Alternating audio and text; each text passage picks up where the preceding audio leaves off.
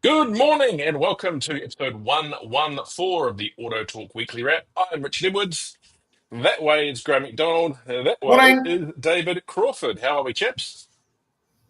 Excellent. Thank you for a Friday morning here in the sunny climes of West Auckland. I'm Sunny. It's feeling quite windy and cloudy up here. no, it's nice and fine here, but there's a little chilly effect on my wallet as I pick up my caravan that's been sitting with the workshop for 4 days. So not a warranty claim? No, it's unfortunately there's a bar that runs across underneath the window, which the road cover has two parts. It has an upper clear part for a stone cover over the window and a vinyl below. And that rail turned out that the sealant had deteriorated, and that's where the leak was. And then I thought, well, while it's there, I'll get it recertified for self-containment. But the government's changed the rules. So I have had to have some plumbing rerouted. Ouch. So hang on. So the leak is covered by the warranty, but not the plumbing changes? No, the leak's not covered by the warranty. That's wear and tear. Oh, surely. Yeah, I know. Believe me, there was a very interesting discussion with the manufacturer. How can Isn't it anything... interesting that people like us that have been in the industry for quite some time are also affected by, and what we used to effectively advocate to our members for, David, was around rule changes and the effect it had upon our industry and therefore our consumers. And suddenly, here we are, consumers, they're affected by rule changes. Yeah, I'm a bit surprised on the self-containment one because all it's to do is with venting, but apparently you're not allowed to vent the waste tank out the side of the caravan anymore. It's got to either go through the roof or out the back of the caravan. Well, I guess if it's through the side, it can go straight back in the window. Yeah, but I suppose. But caravans have windows at the rear too. Mine doesn't. Yeah, sure. Problem to have. Oh well, it's not the sewage. It's just the wastewater venting. Oh, the grey water. You're still not going to drink it, are you, David? Let's be honest. No. But the wastewater tank's got a vent, so it's got a. They've just changed where it vents to. But no, the water leak. I'm actually pleased we found where the water leak is. I'm still disappointed and grumpy that it's not covered by warranty. Can't imagine you being grumpy, David. No, me can't imagine you being grumpy about anything. Oh, I know. No, I still stand by my. If you buy a caravan and within 3 years it's leaking and you haven't damaged it, then I fail to see how that is a warranty issue. Well, so it's just a little bit over 4 years old, but it's under the 5-year warranty period for manufacturing faults. Yeah, now, there may still be a letter. That's what do you mean by manufacturing? It sounds like the sealant wasn't up to the job.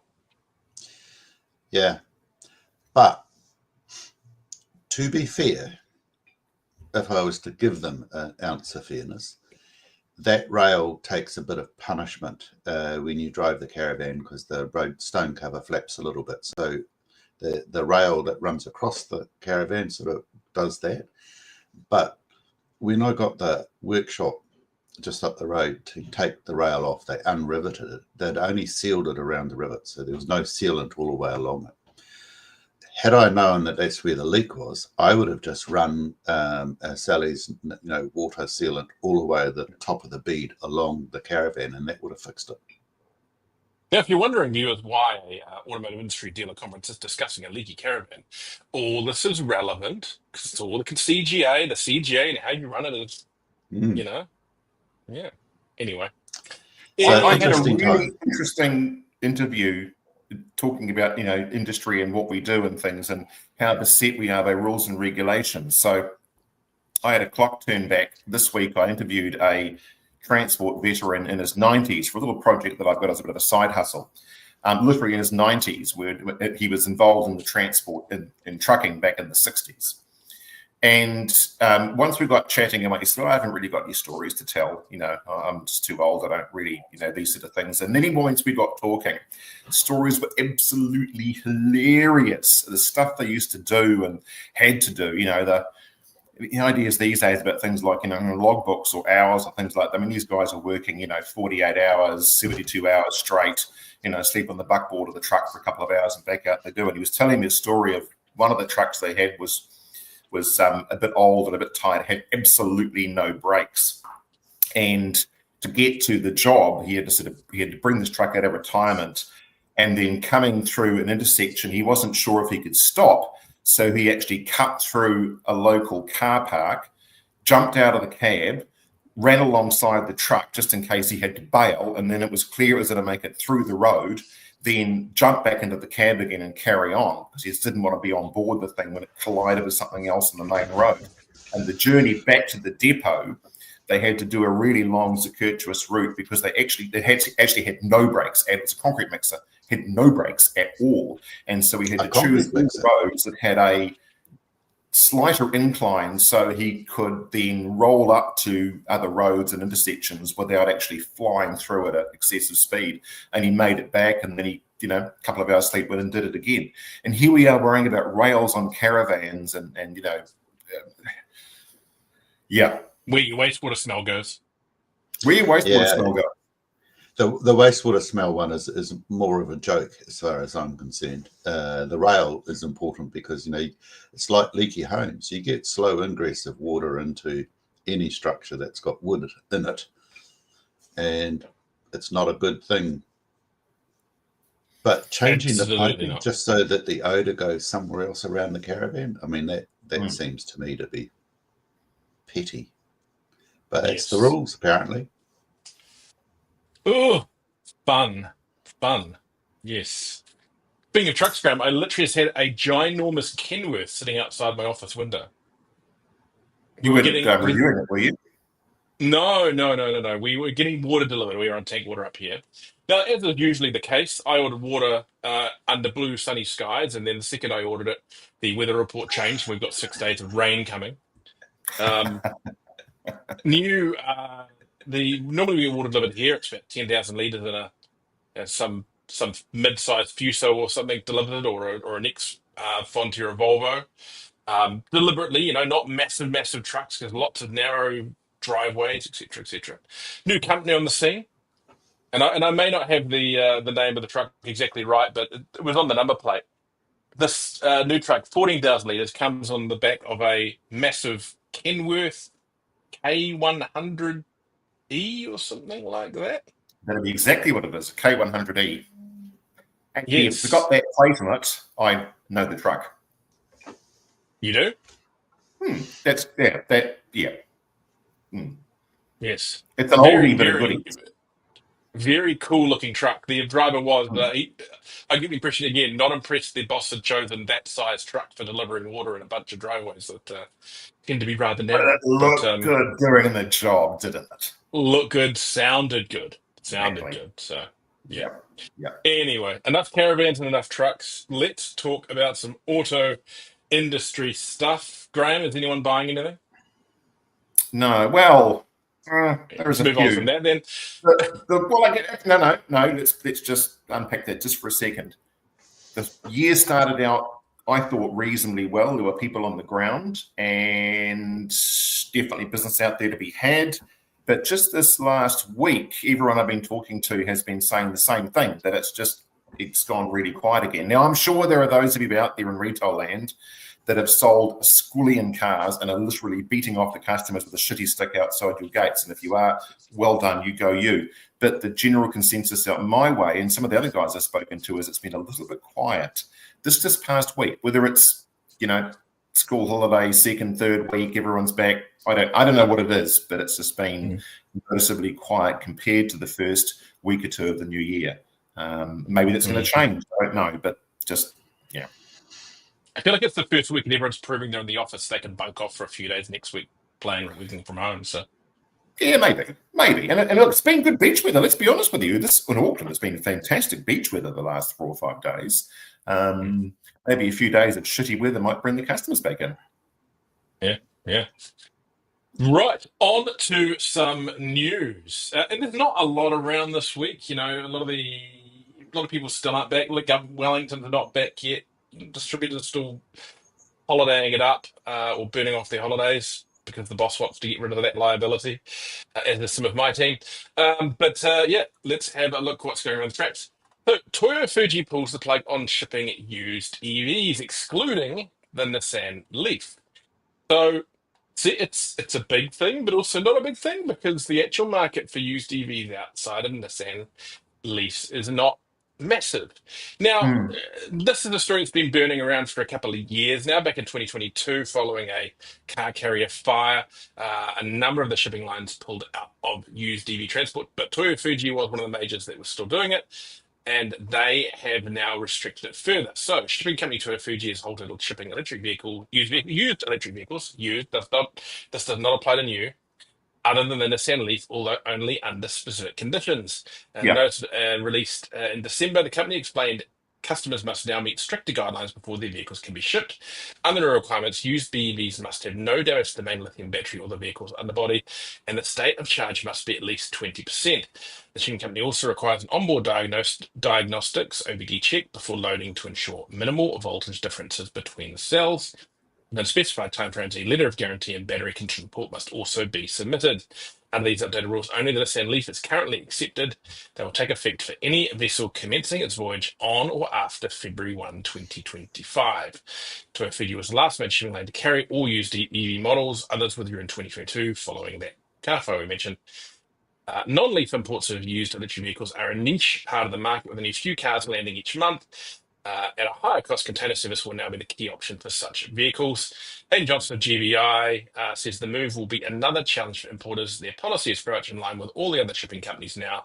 It's a shame as EV sales have been strong, and I feel we have seen a dilution of anti-EV sentiment created during the CCD subsidies, and people have adjusted to rugs.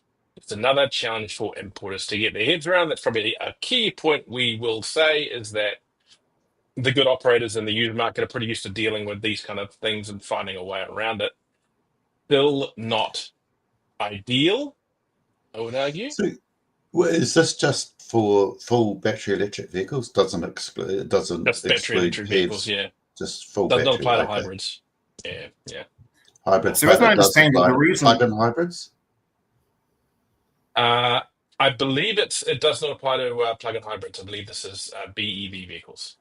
Okay. I believe, David, isn't Richard? Correct me if I'm wrong here. The issue is any battery system with water cooling. So, so the reason the Leaf is excluded from this is the Leaf doesn't run a water cooling system. Is that correct?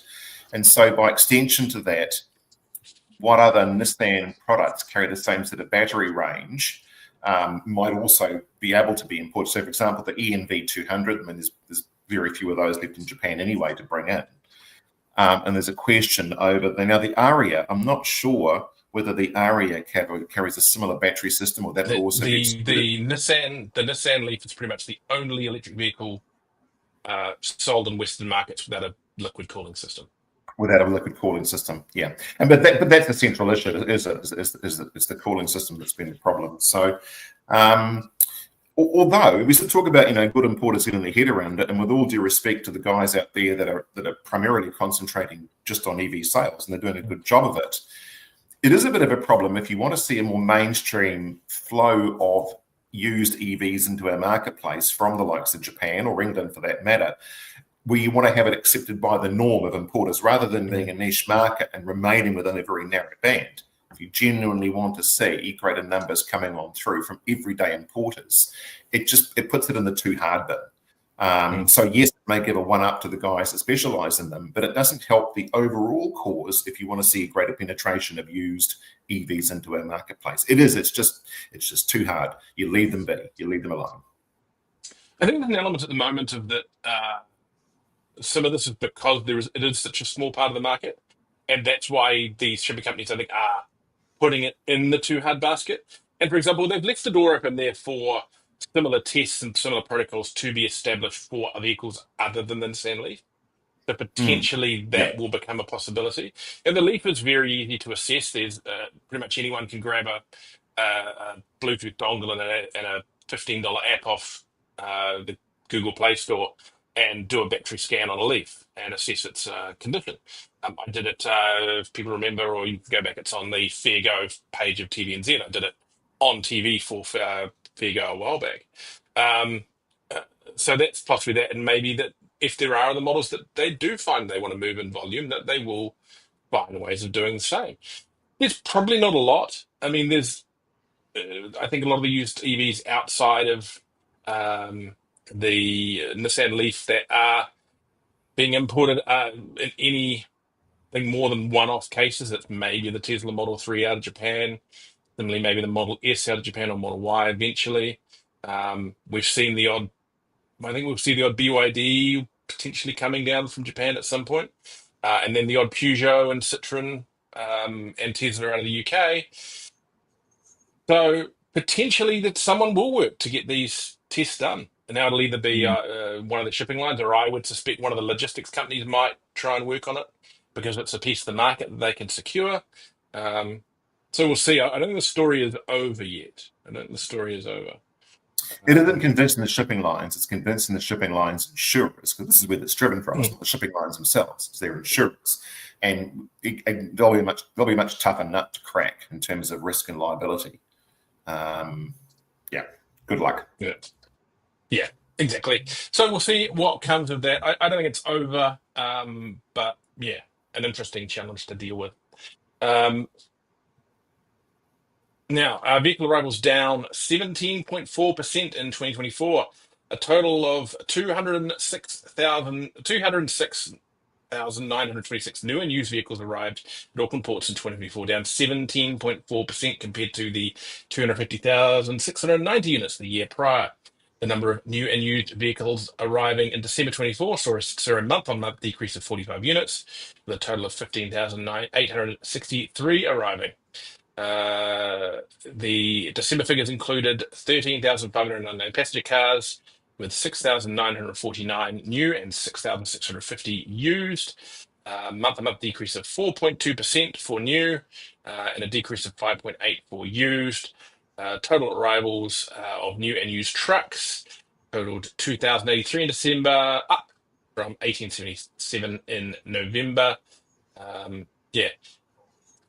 We keep getting hints of, the market's going to come back, the market's going to come back, the market's going to come back.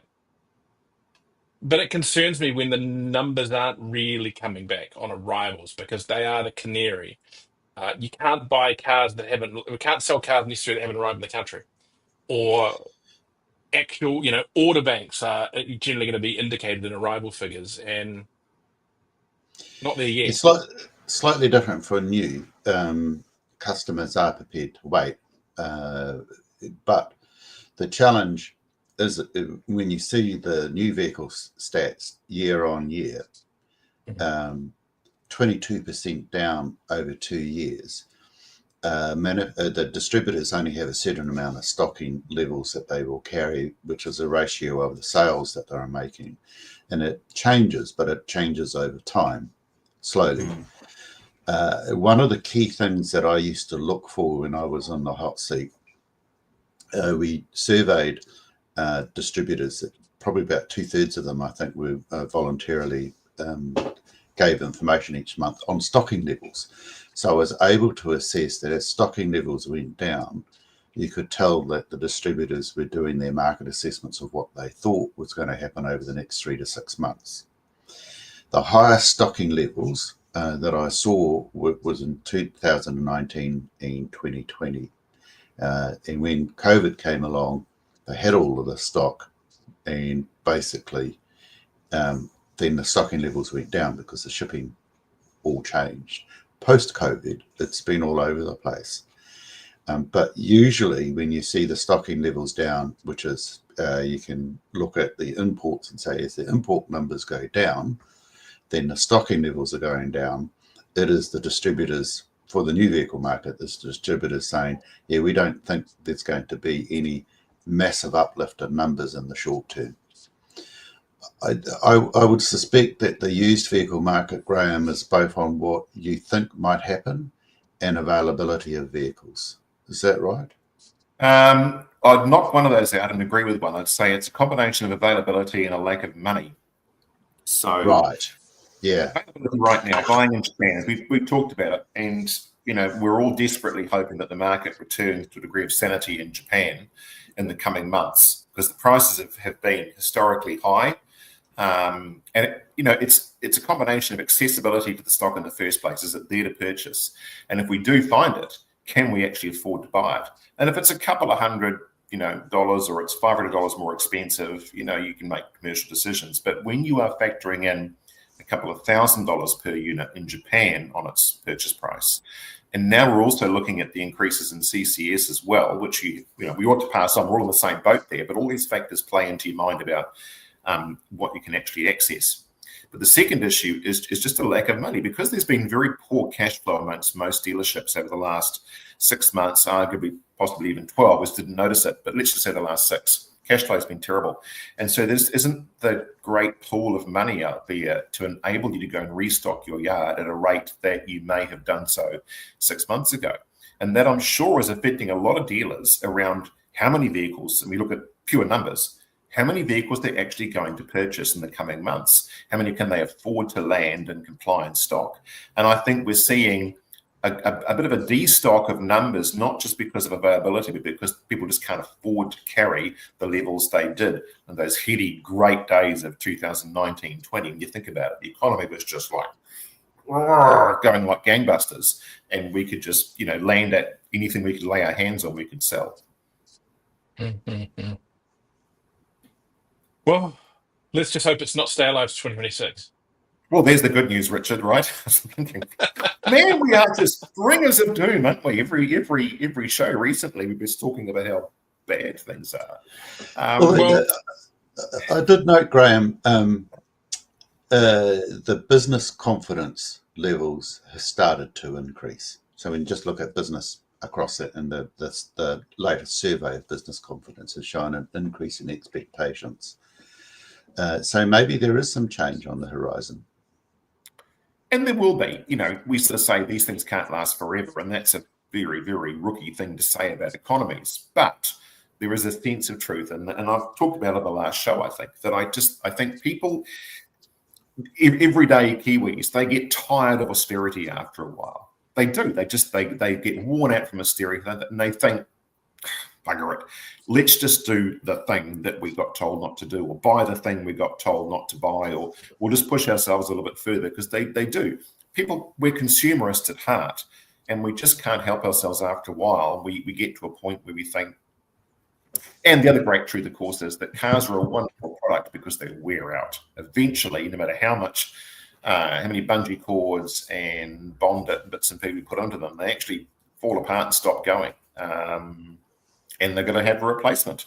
And hello, come and talk to your friendly car dealer, because guess what we have? Replacements. Mm-hmm. Yes. Right. Now, on to some other news that is still in a watching brief. We're not really going to have an impact yet.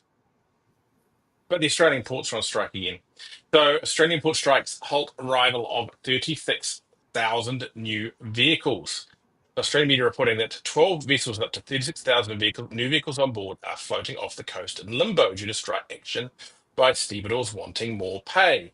The Maritime Union of Australia is seeking a 25% pay increase for workers from port operator Cube, but the two parties have been unable to reach an agreement on or compromise, resulting in industrial action and port delays.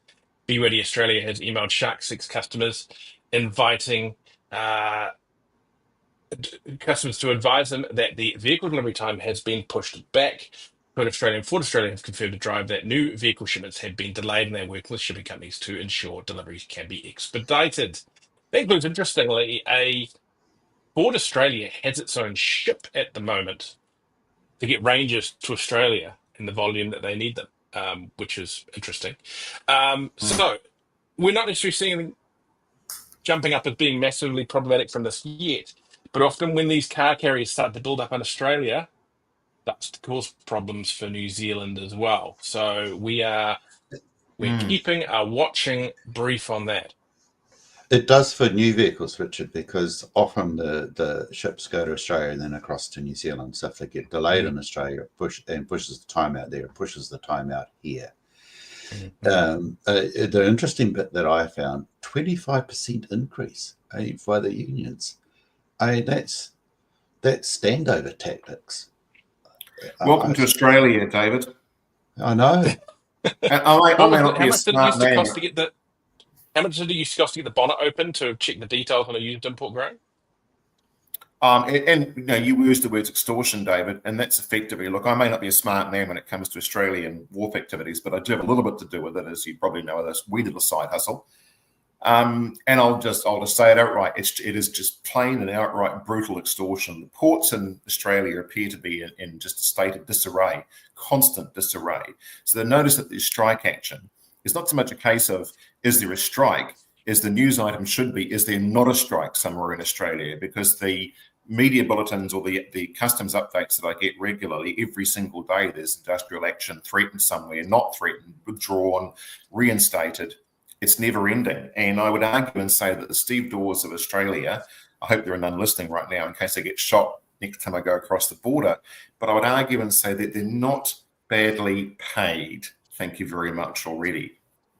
If I recall, Graham, and I may be wrong on this, but this applies specifically to used imports because the UCAR stuff has some very tight processes. They've got companies which own their own ports there. I believe that Optimus Group owns a big chunk of that of that market now too. But when it came to the used vehicles, it used to be that to get across the wharf in Australia cost as much as the car getting from Japan to the wharf in Australia, and that included items like uh, someone had to come along and take the details of the car, check the VIN, all this kind of stuff. But for health and safety reasons, the person checking the numbers was not allowed to open the bonnet of the vehicle, and a union worker had to come to open the bonnet of the vehicle, and that came with its own fee. It's called demarcation. Mm-hmm. And demarcation is just a license to print money. And going back in time in New Zealand, one of the best things that previous governments did was they broke the back of demarcation. And long may that last here. Yeah. And I think, Richard, you're on the money in terms of the way that it works. I know that the used industry, which is having terrible troubles with the so-called systems in place and the booking systems they have, and making bookings for slots that don't appear, and then that somebody doesn't turn up, and then it's a rebook for another week, and the charges involved, and the issues around confinement restrictions on port, accountability, responsibility. It's honestly a mess for the used industry. And your numbers you quoted around the cost, I would say, are quite accurate, if not more. And it's really frustrating because none of it needs to be that way. And so, do I have any sympathy at all for the Australian waterside workers? None. I'm sorry, I don't. I think it's also one of the reasons why they have that interesting structure over there where a couple of big companies own the shipping logistics market for new vehicles arriving in, and I believe they literally have their own port facilities, or at least their own lease spaces on ports. So I think they can control a little bit separately from the broader port market. Yeah. Now this one. Again, it's disconnected from us, but let's see what happens in the future with it. Bumpy road ahead as US bans Chinese and Russian connected cars. The US government has just thrown a wrench in the automotive global supply chain by banning connected Chinese and Russian vehicles from model year 2027, including any produced within the continental USA. According to Inside China Auto, which is a website that Archipado, the US Department of Commerce rules also ban selling or importing any connected vehicle software or hardware systems originating from China or Russia from 2027 to 2030 for their respective technologies. China says the move violates the principles of market economy and fair competition and is typical of protectionism and economic coercion it imposes. According to ICA, the Biden administration claims the move is intended to protect the US from national security risks posed by Chinese and Russian connected car supply chains. So basically, what they're worried about there is that China imports into America or builds in America cars, and the vehicles are being tracked or listened to, and that data is being fed back to China. Now, the irony of this is that American companies pretty much invented tracking people and monitoring them through their devices. Hello, Mr. Google. And that Volkswagen, of course, has just had a big leak in Europe, where it turns out that they were keeping the data of a whole pile of connected cars. So it's an interesting one there. Well, let's be clear. Well, my understanding, I'll say it that way, for new vehicles, manufacturers do track the information, but they use it for design warranty, R&D improvements, that sort of thing. But there should be disclosure about what is kept and what is obtained. And that's where they get into problem. I think the issue here is they're afraid of spyware. But then spyware, I mean, you import a few cars, you then look at them, at the software, and download the software and do a test and see whether there's any spyware encoded in there. This is a really myopic USA. It is not a good move. It is going to cause ripples upon ripples within the new vehicle market and eventually the used. I don't know where this is going, but it's not going anywhere good anytime soon. It's also some irony that a lot of people, I think, were a little bit surprised when the Cybertruck that was used as a weapon a few weeks ago in that explosion outside the hotel, where Tesla were able to download all the information about where the vehicle had been prior. There was video imagery. There was basically, as I understand, quite a wraparound of that vehicle's past history and the event in the moments leading up to it. And that may have been a bit of a sort of a ooh moment for a few people who hadn't potentially realized just how much information was being, if you say, recorded and withheld by manufacturers, with the irony being that with the Tesla Cybertruck built in the good old USA. So it is a very dangerous precedent being set, I think, here. But I'd also caution and say that it's not surprising, given that I think globally security concerns are changing. And that may have a bigger effect on our vehicle marketplace, for example, than we think into the future. We don't know this yet, but there's little warning bells on the horizon for all of us, I think, around how this is going to affect our marketplace. Well, we already have the issue here. Police want to be able to download data from vehicles because your GPS system has tracked where you're being, it tracks your speed, etc. Insurance companies also want to do the same. And it was an argument that was on the simmering, was probably the best way of saying it, was simmering away before I retired. The Ministry of Transport have occasionally dug into this area and thought about, well, who owns the data? Who has rights to it, etc. And the more sophisticated a vehicle becomes, the more data there is about that vehicle and who owns it, who has rights to it, when should it be disclosed, etc. are things that are going to become more contentious. If I recall, there was a court case 7 or 8 years ago, I believe, a fatal accident involving a Holden Commodore. Holden made the police take them to court as part of the process to access the data. I don't think Holden was ever really saying no. I think what they wanted, though, is that it was a decision of the court for them to hand over the information. It was, I recall it because I had some discussions with both parties at the time, and my advice was push it to the courts because we need a court ruling to understand what the law is. And that was probably, given the circumstances around it, was the cheapest and most convenient way of getting a clear understanding of the law as it was at the time. Yeah. Right, new chief executive sought for Drive Electric. There you go, David. New job for you. Drive Electric has confirmed that Brian Dewell, appointed as chief executive of the organisation in late October 2024, has left the organisation. An email to members on January 16. Drive Electric said its board recruitment subcommittee has begun work to appoint new leadership.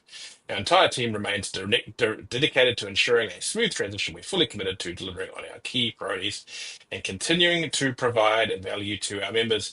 I don't think they're really a problem. They've got a massive, very experienced board, so I think they can probably survive without a chief executive very briefly. Is it a full-time or part-time role that they have? I can't recall where they're at on I that. believe it might be full-time. What are you asking for a friend, David?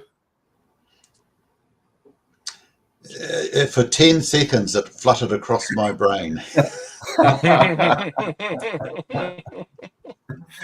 You heard it here live, folks.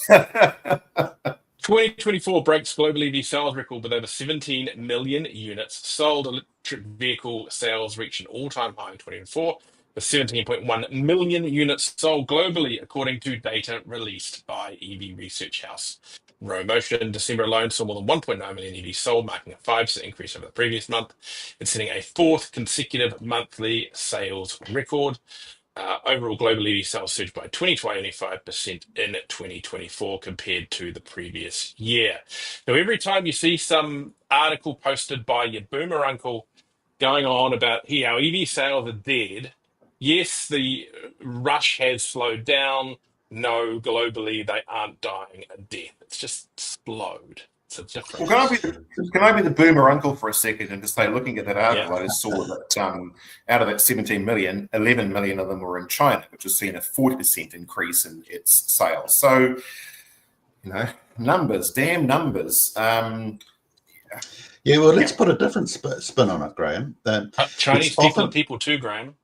It's hard, It's hard. Worldwide, it's saying worldwide, Richard. So it'll be interesting to see how those numbers are tracked across other nations as well, and see what the uptick's been like. Well, let's put it in perspective. That is hard to gauge what a 25% increase looks like.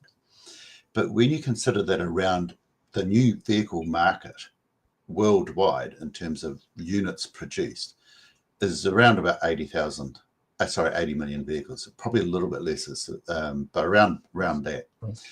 So the number of vehicles EVs sold represents about 20% of the worldwide new vehicle market. Now, that is a substantial volume, and I don't care if China had a 40% increase. The manufacturers saying, where can we sell the vehicles? So worldwide, 17.1 million, up 25%. China, 11 million, up 40%. EU and the European Free Trade Association and UK, 3 million, down 3%. US and Canada, 1.8 million, up 9%. Rest of the world, 1.3 million, up 27%. Yeah, but those are up based on the previous year. But if you want to get a true gauge of how successful the EV market is, you have a look at the question of how many new vehicles were manufactured in the year and what percentage of those were EVs.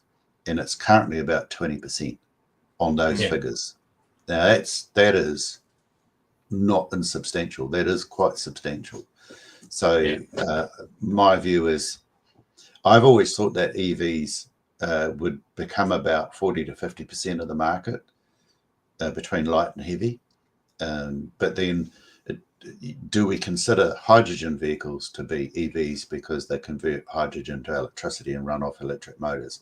That's an interesting question. But currently I separate hydrogen out from EVs because it's more about where do you get your energy source from. So that's a big step up, no matter which way you look at it. Interesting stat that came out last week before last, I thought, which again, to Richard's famous favorite boomer uncle, wherever the hell he is, but that the Ford Mustang now the Mustang Mach-E sales have now exceeded the sales of the petroleum-fueled Ford Mustang. Which you expect. I mean, it's a mainstream SUV versus a niche. And it's a good one. And its key, I suppose, party tricks there is it's not a bad vehicle, and it's got a badge at the front that Americans recognise and quite like. It was going to be a success from the get-go. But isn't it interesting that the dirty old Mustang has been upticked by the pure EV version? Now, the other point to make is this figure, Richard, I assume this is for pure EVs we're talking about here, not the horrible electrification, which actually just includes aquas and hybrids and bits and pieces, which I just hate to see those numbers rolled together. I assume this is for pure EV sales, correct? Let me pull BEVs and PHEVs, I understand. Yeah, BEVs and PHEVs. Yep. I hate how it suits some people when they need to roll the numbers up, just sort of chuck the old hybrids in there, say, electrification. And then when it doesn't suit, suddenly they're kicked to the curb again, and the hybrids are the evil. I think the electrification in terms BEVs and PEVs, but not hybrids. Yeah, good. so Okay. It's got to have a plug on it. Yeah. Cool. Yeah. Which I think is a fair grouping at the moment. I mean, I've been quoted on multiple times. I've got a post going very well on LinkedIn as of today. I believe that PHEVs are the are going to be a big short-term player in the market. Short-term, honestly, be short-term. I think it's only a bridging gap. It's just going to bring a bigger chunk out of the market over to electrification that aren't quite there yet. Yeah, the long range PEVs, I think, are going to really push the PEVs along for a bit. Yep. As Graham and I know, unfortunately, our backs can't handle them really. Well, actually, more to the point. So you're not going to test the Leap motor when the PEV when it comes.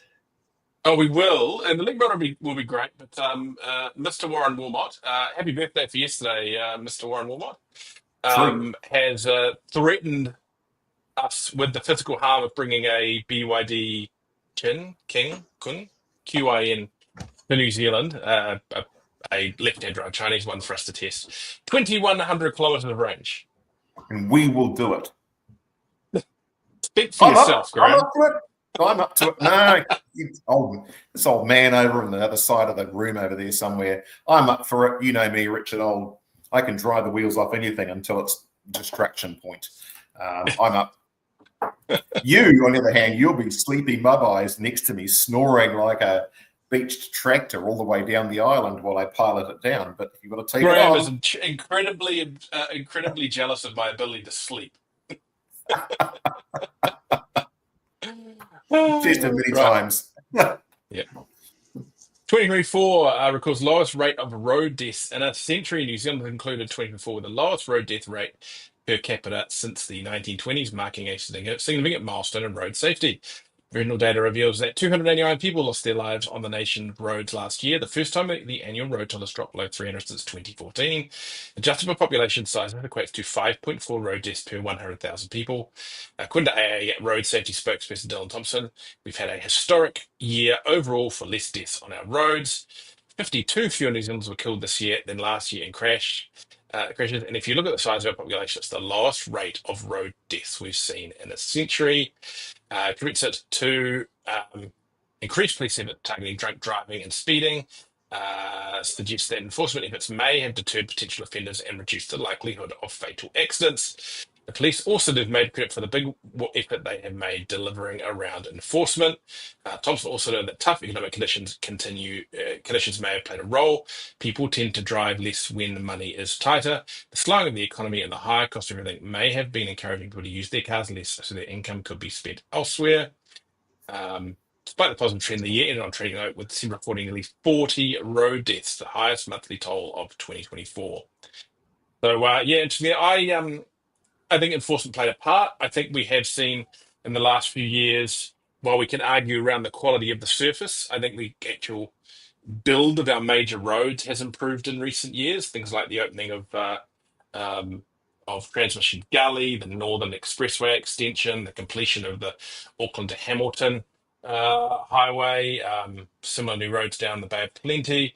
I think that certainly has a part to play. And of course, vehicles are getting better. We're a few years in now since the electronic speed control became mandatory on everything.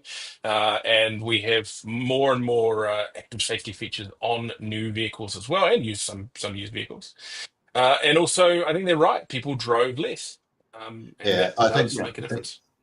Yeah, as you know, when I was involved in road safety early on in my career, and the one thing that I learned from the data as we examined the data when we were preparing the 2010 road safety strategy when I was at the Ministry of Transport is that roading injuries and fatalities, it's a system. You can't think of just one thing or the other thing. It is a system. It's the interaction of multiple things that affect the rate of injuries on our roads. So it's the quality of the roads. It's the quality of the vehicles. It's the quality of the ability of people to drive the vehicles properly, and enforcement and the level of enforcement and how that's managed. The economy plays a part. You can look at history when fuel prices went up, people drove less, or they drove more carefully, and road fatalities and injuries went down. So you're right, Richard. It's the major roads that have got central median barriers in it. So roads of national significance, the only fatality we've had on the roads of national significance was when the truck went through the barrier late last year. Other than that, on roads of national significance where we've got median barriers, no It fatalities. wasn't a road of national significance, though, was it? That was north of the road of national significance. Well, yeah, but I mean, the road of national significance was to join on to the motorway system. So you think of it as So it is a combination of all of those things. The cars have certainly improved. Police presence and enforcement sort of helps, but economy, price of fuel, they are all things that will play a part. You're right. It's no one thing. It's a combination. Interestingly, it's not the lowest absolute number, but our population grows, and so the way that we measure road fatalities is the rate of fatalities per 1,000 people. Was it 10,000? Gotcha. And so it's the lowest rate that we've had. Mm-hmm. Right. Now, something that might again change the amount that people drive is petrol prices. Could rise as NZ dollar weekends. Petrol prices across New Zealand are expected to rise soon due to escalating US-Russia tensions and the weakening of the New Zealand dollar. It recently dropped to US 55.5 cents. The price of Brent crude oil has surged above US $80 per barrel in recent days, driven by fresh US sanctions targeting Russia's energy sector. Currently, petrol prices range from 268 to 268 per litre for 91 octane to $3.04 for 98, while diesel stands at 195. These prices reflect a slight increase of a few percent to last month. Graham, how people go as these go rise? Do people just rush it back to buy more Aquas? Don't we all wish, right? I think people are really at the moment not concerned about petrol price too much at all, because it definitely has come off the highs that we saw a year or so ago or two ago. And but we're funny. We said every time there's a shock of say 20, 30 cents, it doesn't matter whether it's a step back of 40 and a step up of 30. We think the sky's going to fall in. Traditionally, our fuel prices creep. They creep up and they creep down. We don't really notice them. It takes quite a significant shock for people to modify their behaviour. So if it creeps up by a couple of cents or 3 or 5, it's not going to change anyone's behaviour because they don't notice it. But it takes a significant step change. Let's say it went up by, say, 30 cents a litre. That's when people actually start to pay attention. And you know what? I think these days, an awful lot of product that the industry sells, it's reasonably fuel efficient anyway. People have sort of made a choice quite well before now about the type of vehicle they'll buy based on efficiency. They've been well educated for a long time now. And as much as certain ex-government ministers would like to have it, some people it just suits better to drive a less fuel efficient vehicle for whatever reasons, and it's their choices to do so. But we have enough of a selection now in our marketplace that people are already making good decisions, I think, on fuel efficiency, that the price of fuel won't make them flock one way or the other. They've already had the ability to make that choice for a long time. Mm-hmm. Right, on to the next story. Morris Blackburn takes transmission class action against GM. So an Australian law firm's taken a class action against General Motors Australia and New Zealand that affect what they allege are defective transmission systems and specific models of the now defunct Holden brand.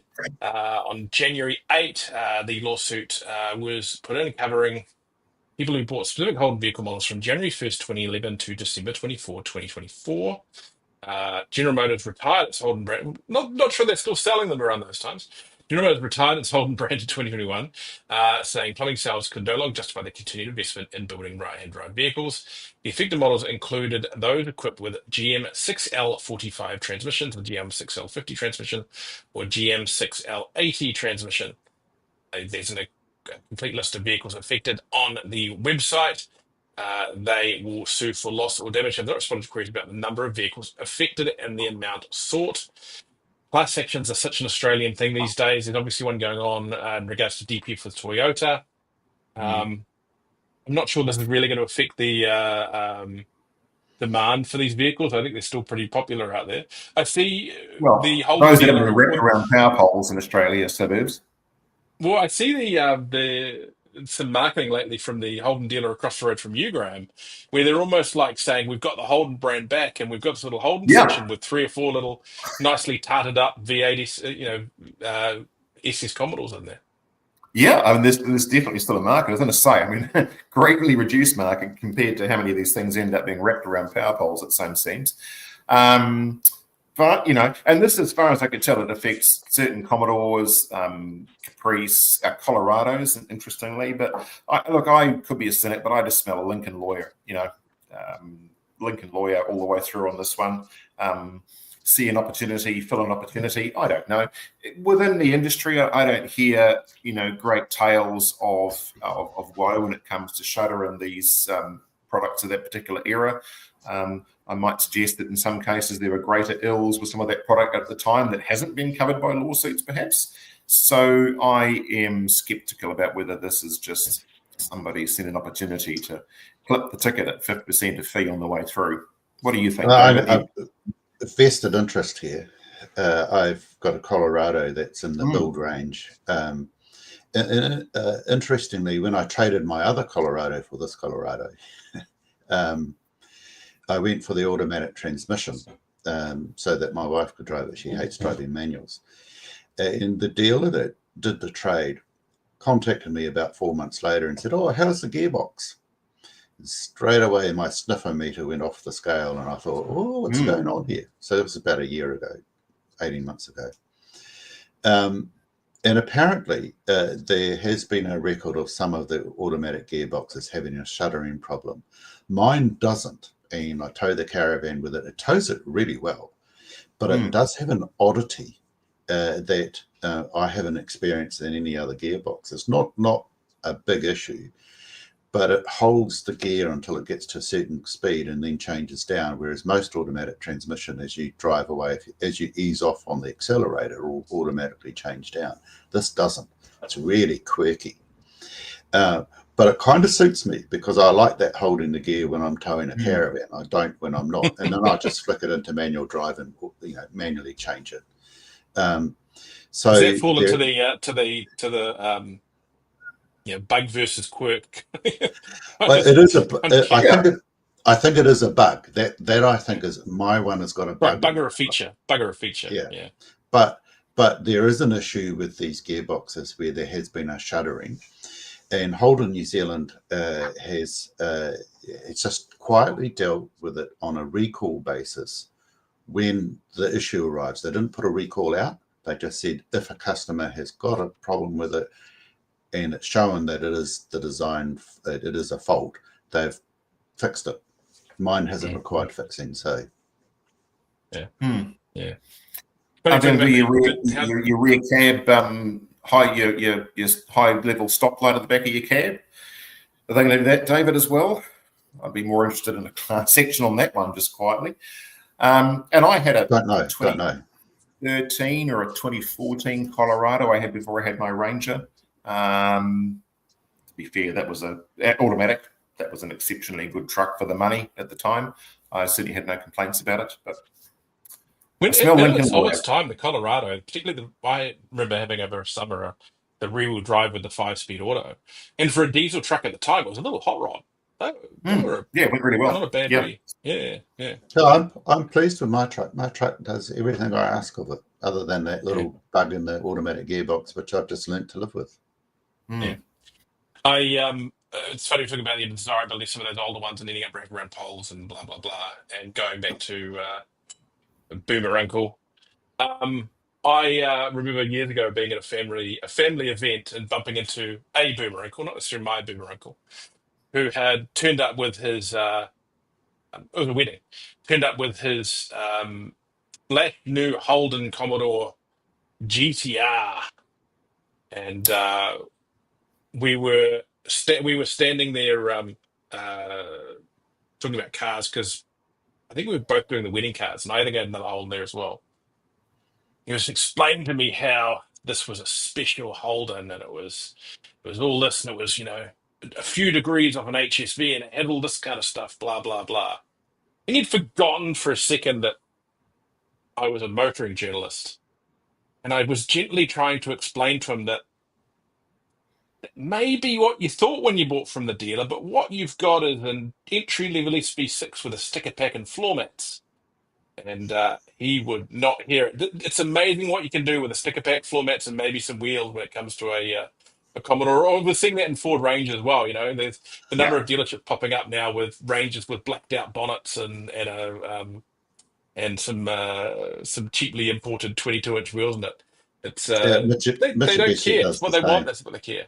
What's that? Mitsubishi does the same, but Ford and Holden over the years were particularly good at doing that. They bring in a model, and then rather than doing a facelift, they would do these little clip-on things and differentiate it with a slightly different model name.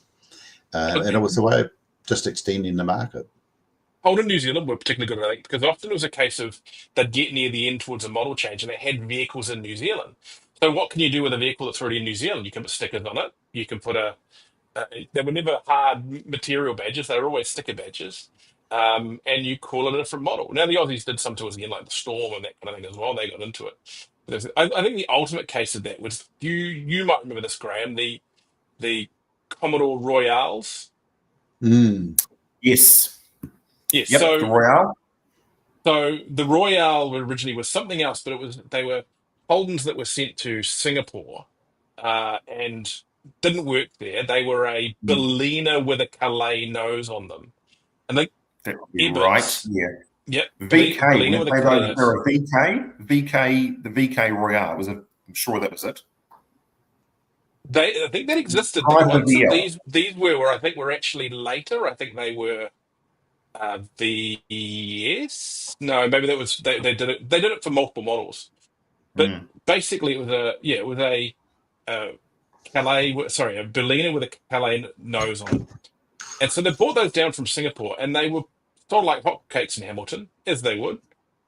And so they started building their own. So they were bringing in, and they did this through a couple of model generations um, of these Royales that were basically, they'd take a Berliner, slap a Calais nose thing on it, and it was an Ibit special. Yeah. I'll see if I can pull one up online. It's Well, it just sort of they harks were back to the good old days where, I remember in the early days of the import trade, and even before that, there were certain dealers, and they used to advertise in things like the very early days of the Auto Trade or the New Zealand Herald, big photo displays. And so it'd be ridiculous cars like Coronas with wide white wall tires and big graphics packs down the side. That was the dress up version, white wall tires. It was a special edition with the graphics pack and the white wall tires, made it something else very, very different indeed. Nothing new about tarting up old stock. It's just like a bakery putting a potato top on an old pie. The favorite of the new vehicle market at the moment is what they call the blacked out versions. And you see everybody bringing a blacked out version, and it's just another way of moving current models. Yes, actually, and the Japanese have got an Aqua, the Aqua Black Edition, which turns out is not actually black, but it's a reference to the seating material inside rather than you've got to be an Aqua nerd to know this, but the seating package inside the car is all black rather than a color combination. But the car itself could be white or gunmetal, but it's the Aqua Ace Black Edition, which always throws some people into spasms of confusion. Well, the black version doesn't necessarily mean the paint's black. Sometimes it is. Oh, clearly not. No, because these aren't black. Right. No, it's the wheels and the guards they put around the wheels and some other things that are black. And I had a Ranger Black Edition. We're talking about trucks. So my last Ranger I had was a Black Edition, and it was a John Andrew Ford special, and it had the retro vehicle enhancements, black leather interior, and it had lots of graphics down the side and the big 20s, and it had don't know what else. I think just a lot of stickers, basically, in seats and wheels, and that was about it. And and it did have a matte black bonnet, and that was the black edition package. So I am a consumer of such packages. Now, brace yourself. Brace yourself.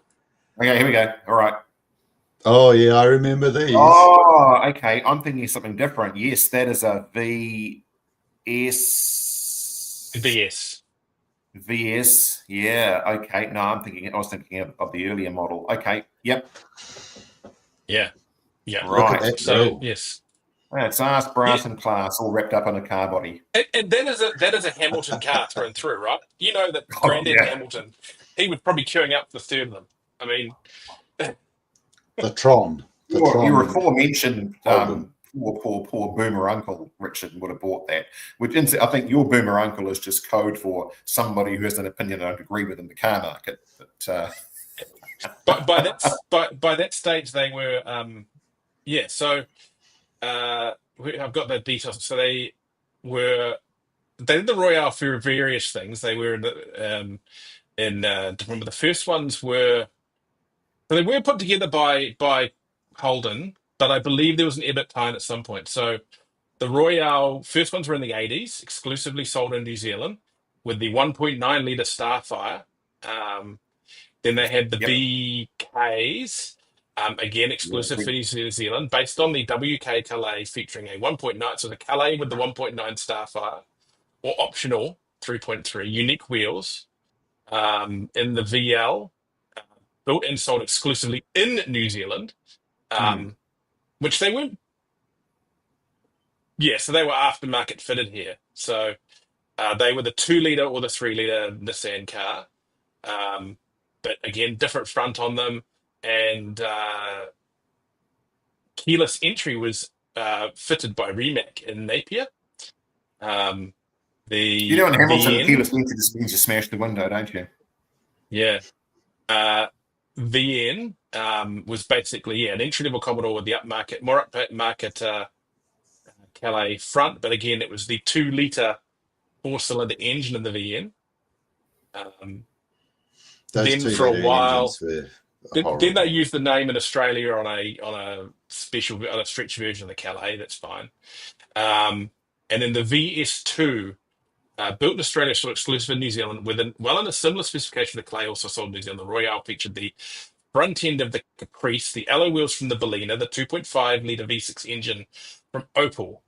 They were sold exclusively by Ebbett Waikato. And they were a cancelled Singapore order due to the 1997 financial crisis. And then they did it in the VT and the VX as well. Of all of those that you've listed, the only one that had the decent motor was the 3 litre 6 Nissan option. All the other motors were pretty standard or terrible. Yeah. So, yeah, interesting one there. And that just used to tear the Australians in knots, didn't it? You suggested to them there was a Nissan engine inside their Commodore. The Bogans didn't know which way to tear their hair, cover their ears, cover their neck. It didn't know what to do. Interestingly, though, at that time, that 6 litre, straight 6 Nissan motor had some pretty good acceleration time. So it was a good sporty motor, that one. Yes. A good friend of mine who probably watches the show every now and then, he came to pass with a factory 3 litre turbo. And boy, oh boy, those things, they were genuine factory rocket ships that I don't think any of us knew just how good they actually were back in the day. But boy, yeah, they were a mighty motor. Nissan makes now, look, motors. we may have some of the detail on this car wrong, but I think it's interesting, and I love the story I'd been told about it was very much dealer based. But if it isn't, so be it. If someone ever wants to come on and correct us and tell us about the history of that vehicle and why you guys are the only ones selling it, Ebbett were known for that kind of stuff. They were the ones that bought a lot of the Cadillac, Cadillac stock out of Australia as well. Yeah. Now, we'll just finish off quickly because we are running long here, but I pulled this up today thinking we wouldn't get very far with what we had, but we ended up talking about holders for 15 minutes. Has anyone here gone and checked out, or anyone watching gone and checked out AutoCar lately? AutoCar is the biggest independent website for new car news and reviews in New Zealand. We have a review database unlike any other. It's a great website. 1.5 million pretty much nearly views in the last year. And I think often overlooked, people tend to think about when they're marketing or think about when they're looking at news, the big guns. But AutoCard really is one of them now. And I'm really proud of what the team over there are doing under the leadership of editor Kyle. And I'll just run through a couple of the cool stories we've got up there this week. Yesterday, Kyle went to Hampton Downs to check out some updates to the Toyota Performance range, so the revised GR Yaris and Corolla. A couple of hot hitches there. They also, I believe, have the new 86 there.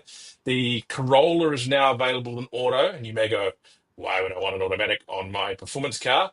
Well, a lot of the time the autos are actually quicker these days. They're better at driving than we are. And when the manuals, you've got to put things like, automatic engine blipping systems on them, then maybe you might as well just go with the auto. I don't know. Just a thought there. An interesting story about Maserati. The new boss saying it can be salvaged. I didn't know it was needed I salvage. didn't know it It was was okay. trying, to be honest with you. Yeah, he's kind of given it away there. New Maserati CEO Santo Fasili has insisted Maserati can be saved. He's aiming to improve the brand's cars and marketing and energizing the dealers in a bid to return to profitability. He took over It's like last finding about some October. sort of long lost relative you didn't even know you had, and you get some Well, news. I knew about this, Richard. I knew about this, Richard, only because every day I check the Autocar website, and this is a story that they've been following for the last 2 years. So, you're going Damn, to take all right, the gold David. stars from all of us, David. well, Autocar website, I have to say I'm a little bit of a fanboy. It is my favorite website, and I do check it daily because it's just fun to watch. So I'm probably contributing quite a lot to those stats, Richard. The check is in the mail. Smaller Ram pickup coming. Ram Trucks has been having a tough time in the US with sales down markedly over the past year. Pricing structure criticized as being too high by dealers has been partly to blame. It's possibly one of the reasons the big boss of Stellantis retired early. It's actually a really interesting This is a good story.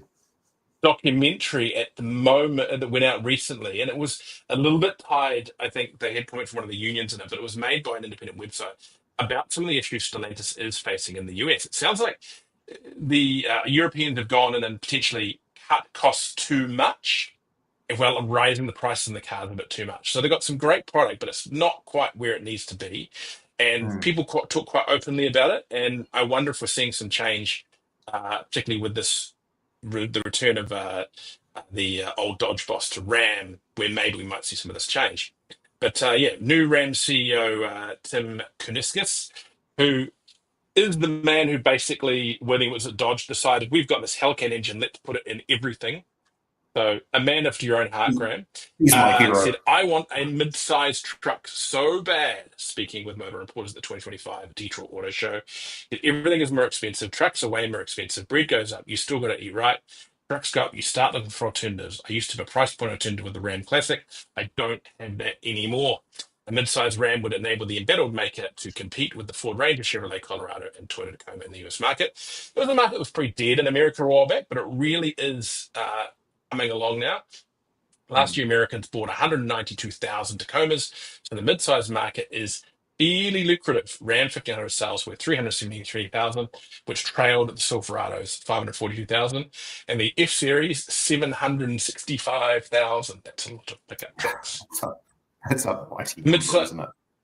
A mid-sized Ram has been spoken about for the past few years. One was supposed to be planned for a repurposed Jeep production facility, but that has not come to fruition. Within the Stellantis group, there are options. A Ram 1200 exists, but in a rebadged Fiat Titano, which is also sold as the Peugeot Landtrek. This is a truck that was jointly developed with the Chinese car manufacturer Chang'an Automotive. If Ram ever gets around to building a proper mid-sized truck for the US market, it could possibly be engineered with right-hand drive markets in mind too. Though whether the local Australasian market really needs yet another double cab option will be a sticking point. I'd say if they do buy one, I think it will be built. There will be a right-hand drive option because they will be looking at Australia. as being one of the markets to underwrite that program. And certainly Thailand would be another area that they would be looking at. And So yeah, South be Africa. interesting to see where they go with that. And South Africa, yes, 100%, 100%. So yeah. Spot shots emerge of the next gen Hilux. So the new next gen Hilux has been spotted in Thailand, and it's the old Hilux with a new face. And that I think could be a little bit problematic because the current Hilux, as good as it is, I think it's one of the best trucks in the market, being left behind a little bit in size and argue road manners and usability, just a smidge. I think it's still the best work truck out there, but whether it's the best all rounder is a different matter. Our great designer, Alex, he has done his kind of unwrapping of the car there. So, more modern version of the Hilux. But Personally, I think. that article also notes, Richard, it's uncertain whether it's coming to Australia and New Zealand, and whether it's just sort of for other markets. So Yeah, yeah. I think we need something closer to the Tacoma in the US, which is a more expensive vehicle, but I wonder whether this market can tolerate that, considering it's a bigger vehicle, and it would offer the opportunity of both diesel hybrid or potentially petrol hybrid. Engineering-wise, the Tacoma is based on the same platform as the new Prado. The new Prado is somewhat more related to the Tacoma than it is to the Hilux. So interesting to see there. Tesla Model Y facelift is now available for order. Fine. New lights. And this one went great story, batshit this on one. social media. Oh, Nissan has yes, electrified the R32 Skyline. We posted this online days ago, and my phone is still littered with people arguing about it on social media. They've unveiled an electric R32 Skyline GTR resto mod at the Toyota Auto Salon. Gone is this twin turbo straight 6 RB26, replaced with a pair of 160 kilowatt, 340 Newton meter electric motors, one for each axle, giving it 320 kilowatts and 780 Newton meters. It's quite a bit more than what the R32 had on paper when it first launched. We never knew, never knew. We always knew it wasn't that much power. Weighs a bit more, 1,787 kilograms or 357 kilograms up, which means it's more heavy. It's heavier than the current R35. It was designed by a small team of passionate engineers, Nissan says, and we've got a great video up on our social media too about the vehicle, a little bit about the process in putting it together. I get why the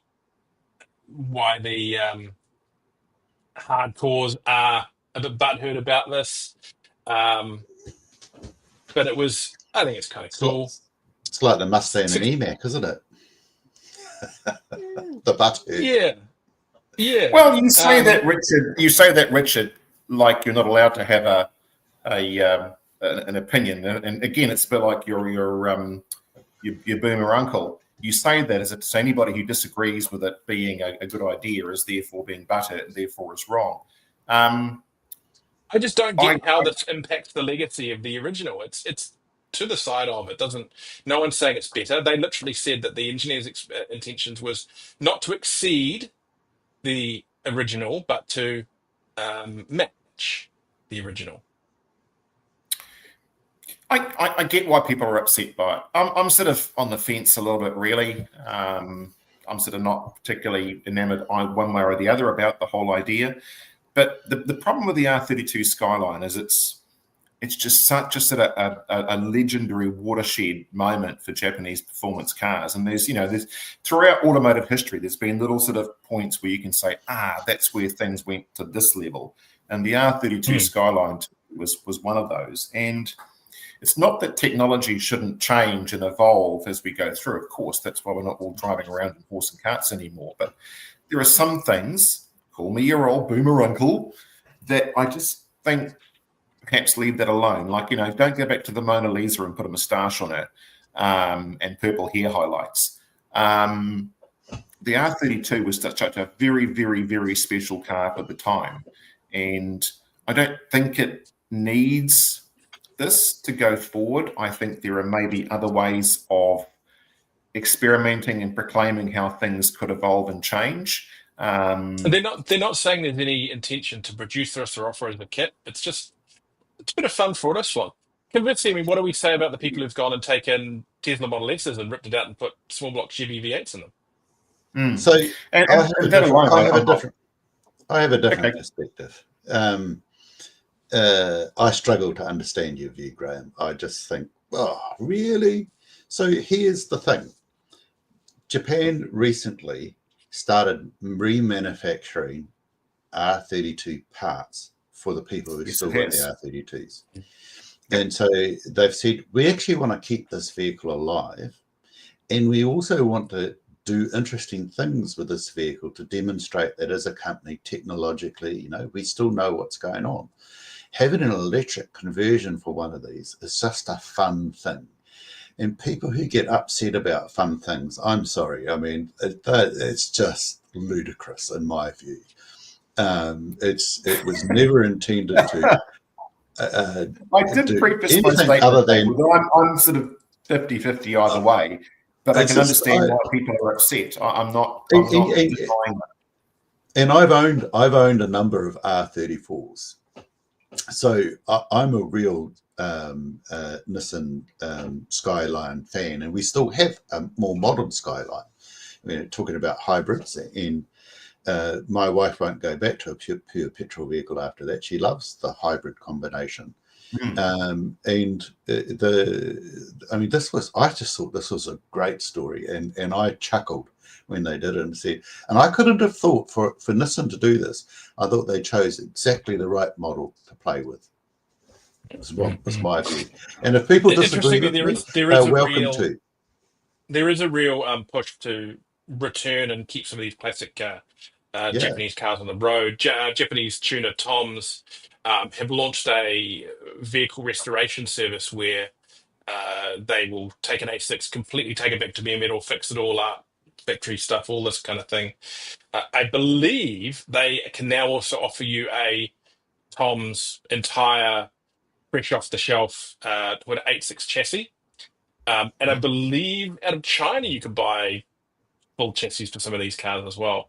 You go to AliExpress and buy yourself a I think the 8.6 market out of China has been there for a little while. I mean, you might also note in the last 3 or 4 weeks there was quite a lot of media around the Mark 1 Escort being reproduced, repro shells, the Mark 1 Escort going on the market. I don't think it's out of the UK. I got a funny feeling it's out of somewhere in Europe instead. I could be wrong there, but yeah, you've been able to buy brand new mini shells for a very long time as well. Yeah, that's right. The problem we have to an extent is this stuff does get old, and it does get bingled and bashed and rusty and mucked about with. And there's just I think there's an unending number of enthusiasts for these vehicles that is rapidly being hindered by the lack of availability of suitable cars to meet that market. The passion for the R32 or a Hachiroku or a Mark 1 Escort isn't going anywhere, but the number of cars has dwindled. And so these reproduction services that are available, as long as the cost isn't excessive, which pitches them into a stratospheric price band that the true people that want them can't afford them anyway. And that's one of the arguments about the R32, I guess, is that affordable R32s to an extent no more. I mean, GTRs are no more. And the reproduction... R34s. R34s have been lunacy... they never actually got cheap, to be fair. R32 GTRs did. The R34 GTR never was a cheap car, never has been, never will be. Anyway, look, I've said my piece. I'm on the fence. The Mark 1 Escorts, they're being made in Wales. And Welsh, okay. Yep, and a chassis with doors is £17,400, which is actually, when you think about it, not awful.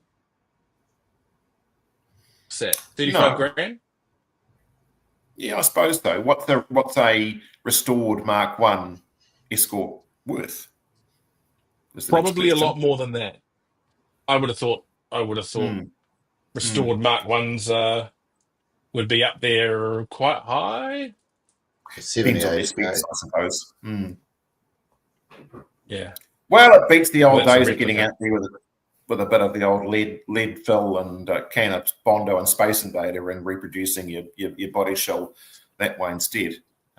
Talking about money, I've got to go and pick up my caravan and figure out. I'm just not quite certain what the bill is going This is, to I be. think, our longest podcast pretty much in history now, 20, but it was we're just fun. we're about talking shit. random We're talking stuff. smack now anyway. We love it. Anyway, Richard's catch you Boomer all next week. Uncle.